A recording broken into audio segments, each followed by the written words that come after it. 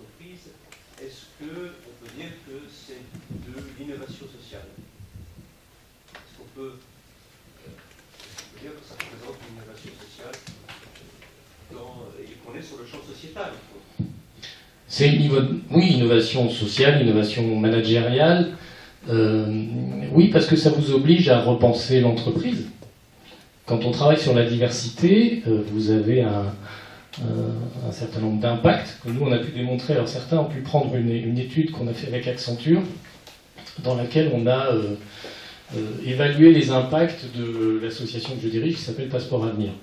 Passeport Avenir, notre objectif c'est d'accompagner des jeunes issus de milieux populaires, donc des quartiers, mais aussi de la campagne, on va dire, vers les études supérieures, et en particulier les grandes écoles, c'est-à-dire là où ils ont des diplômes avec une telle valeur ajoutée sur le marché de l'emploi que on espère que les employeurs vont être moins regardants sur leur origine ou leur prénom. Et ça, on a chiffré un peu ce que ça pouvait avoir comme impact. Évidemment, il y a des impacts pour les bénéficiaires, c'est pour les jeunes, c'est la moindre des choses, mais on a pu chiffrer aussi des impacts pour l'entreprise, qui montrent que l'entreprise a tout à fait intérêt à se mobiliser sur ces questions de diversité. Quelques exemples, il y a un vrai impact en termes de motivation, d'engagement des collaborateurs. C'est-à-dire que c'est un outil de communication interne au sens noble du terme. C'est pas du tout péjoratif ce que je dis là. C'est un outil qui permet à une entreprise de communiquer en interne sur ses valeurs, sur ce que les gens sont en train de faire ensemble. Je vous cite 2 chiffres.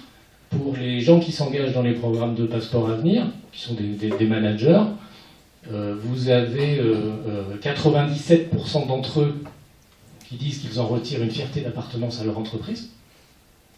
Ben, quand même, c'est quelque chose d'assez lourd. Et vous en avez 87% qui vous disent qu'ils en retirent de la motivation à travailler dans leur entreprise.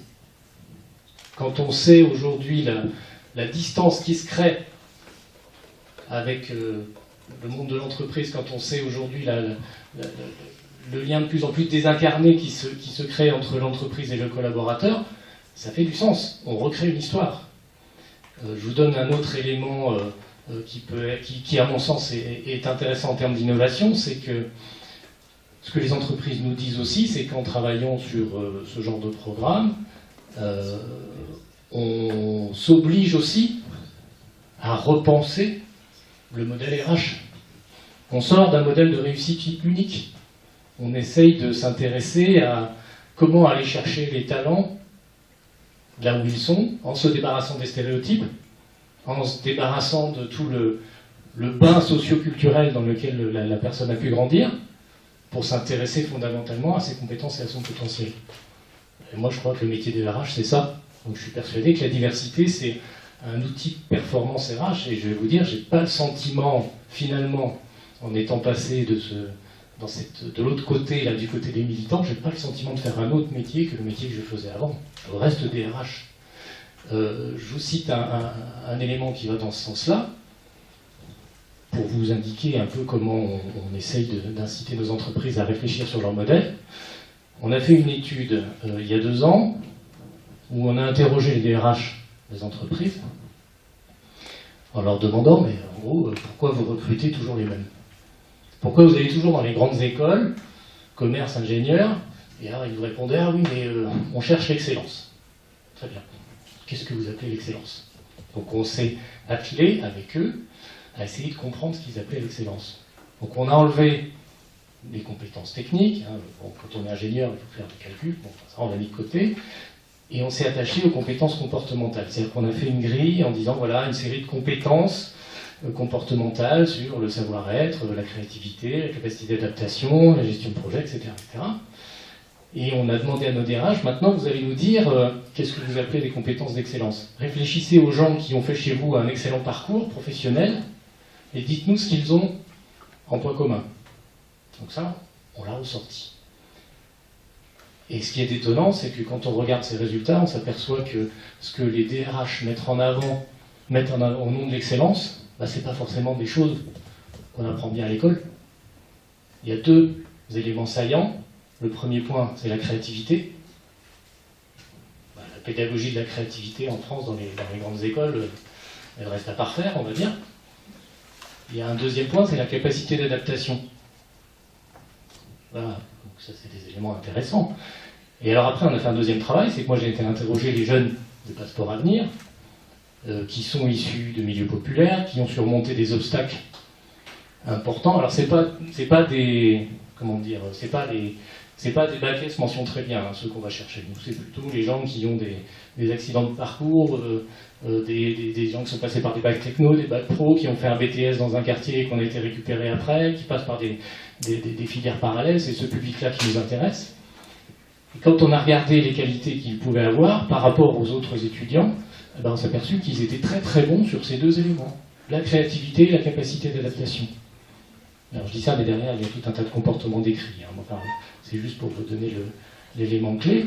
Et donc, moi, ça me fait dire qu'on peut retourner voir nos entreprises en leur disant, quand vous parlez d'excellence, essayez de réfléchir à ce que vous voulez vraiment identifier, et vous avez peut-être intérêt à sortir de votre modèle de diplôme et à vous intéresser à ces jeunes, parce que quand ils vont arriver, alors ils n'auront peut-être pas immédiatement les codes, le réseau. Ah oui, ils ne jouent pas au golf, hein, ça, enfin, ceux avec lesquels on travaille, pas trop. Ils n'ont pas forcément les affinités immédiates avec votre recruteur, mais par contre, à moyen terme, les compétences de fond qui sont celles que vous attendez dans votre entreprise, c'est eux qui les ont.